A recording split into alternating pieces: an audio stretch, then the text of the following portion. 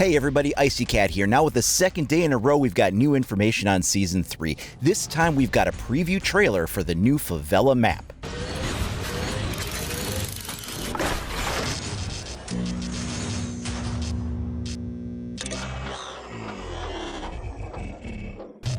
Here it is, the new teaser trailer for the Season 3 favela map. It's only about 25 seconds long, so I'm just going to let it repeat here a few times in the background while we talk about it. As you can see, we've got a lot of these rooftops in close quarters, small, close, tight rooms. It's a very colorful environment, very detailed. There's lots of things going on here. As I mentioned in yesterday's Season 3 reveal video, when they announced that it was the favela map, this isn't coming as a surprise to most of us. A lot of people expected this new map to be favela in the first place because when Border was released, there was a calendar on it with the date of July 30th circled and a picture of a Brazilian favela.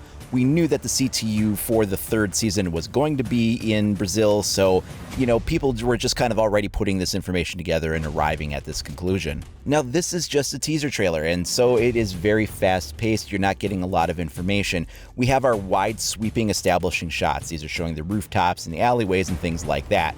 How much of that is actually the map versus the environment is a little hard to say. I mean, the very nature of the favelas are that all the buildings are right on top of each other. That's what makes them such an interesting and lethal environment for close quarters combat. We do get this rapid series of shots that show the interiors though, and they go by really quick.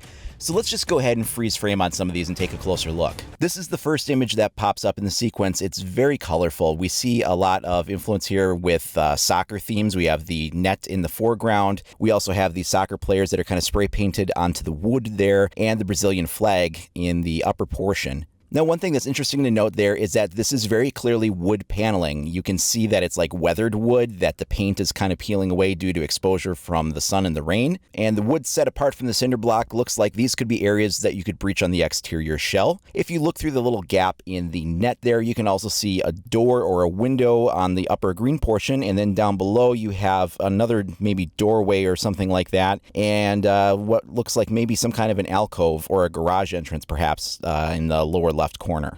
Now we go to this next room as we pan across. It looks like we're growing a drug crop in here. And this is, of course, what BOPE specializes in. If you look them up on the Wikipedia page, BOPE or BOPE, depending on how you say it, does specialize in drug trafficking, especially as it relates to crime in the favelas. So this fits in perfectly with the theme that we've got going on. We've got the grow lamps on the ceiling, and we can see a couple of details in the room in here. First off, in the corner, we've got that wood paneling. Looks like an area that could be breached through. The ceiling looks like it might be some kind of a wood paneling as well, so you might be able to get some partial breaches there depending on what that's made of. I can also make out a vent on the lower left corner in the cinder block wall there. And as I look at this, one of the things that I'm immediately thinking is that the plants themselves would offer good cover for a concealment factor, but it looks like you might still be able to line up some shots through the plants. The next image here has a lot of Brazilian flags present in it, and we see the green theme carried throughout. In fact, if you look through that doorway on the left, that's a green paneled wood wall there.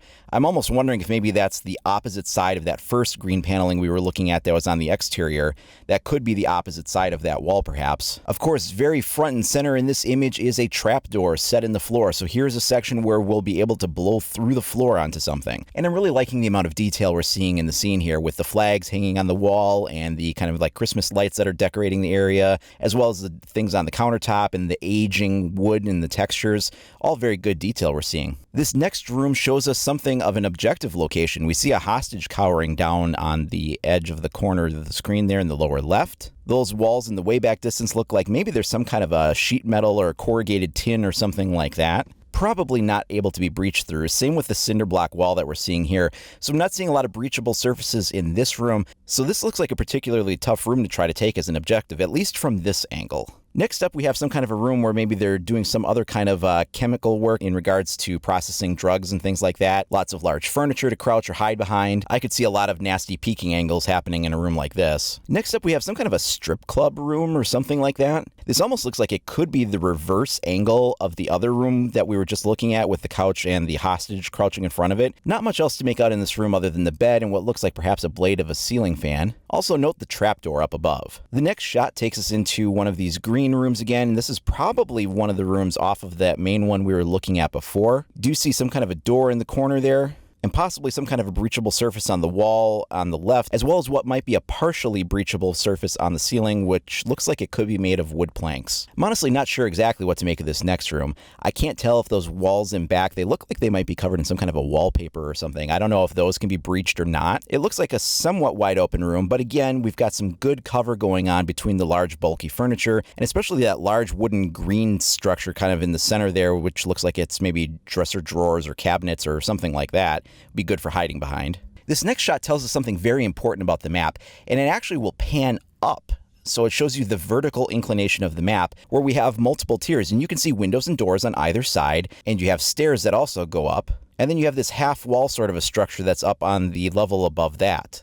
Next up, we have some kind of a tight alley shot. The alley itself is so tight that this might actually be considered part of an interior section of a map. It's hard to tell. It looks like there's some kind of canvas that's draping down or something covering up above the roof. Otherwise, it could be an exterior approach.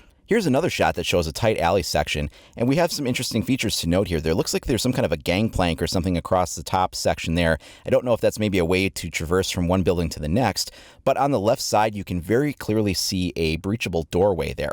So that is an area where you can breach into a building from this outside alleyway.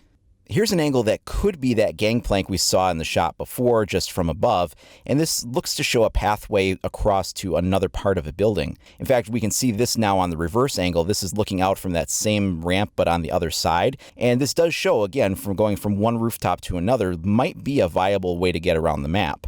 There's a couple of other miscellaneous shots that don't convey too much else that's different, but then we end on this interesting shot with fireworks going off in the mountain. This is the only night shot we've seen of the map, and in my experience, the maps are always lit more interestingly at night anyway. I really liked last season's border map, but the lighting at night just really made it kind of come alive to me versus the daytime version. And it looks like we might have the same thing present here. This is the only shot we see of it though, so it's really hard to tell. So what do you guys think about the new map now that you've seen some teaser images for it? Do you like what you see, or do you wish they might have taken another direction? Let me know down in the comments below. Now, if you haven't already, please like and subscribe to stay up to date on all the latest news, information, reviews, tips, tricks, and more for Rainbow Six Siege. You can also follow me at IcyCat25 on either Facebook or Twitter.